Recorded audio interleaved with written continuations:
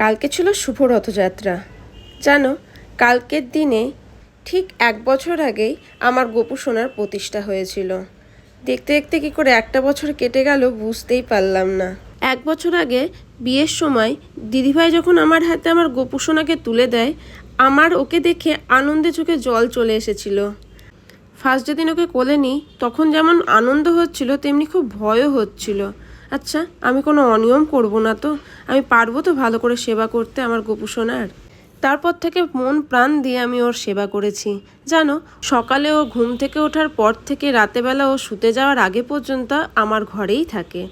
কাজ করতে করতে হাঁপিয়ে গেলে ওর স্নিগ্ধ মুখের দিকে তাকালেই আমার সমস্ত ক্লান্তি দূর হয়ে যায়। জানো, সারাদিন আমি কাজ করতে করতে মনে মনে ওর সাথে কত গল্প করি, ও বসে বসে চুপটি করে মায়ের কাজ করা দেখে। মা, হ্যাঁ, 1 বছরে আমি কি করে যে ওর মা হয়ে উঠেছি আমি নিজেই বুঝে উঠতে পারিনি। আমার বর কাজ থেকে ফেরার পথে যখন আমায় জিজ্ঞেস করে কিছু খাবে, কিছু নিয়ে আসবো, মায়ের স্বভাবতই বলে উঠি, আমার জন্য না, আমার কিছু লাগবে না, আমার গোপুর জন্য দুটো মিষ্টি এনো তো।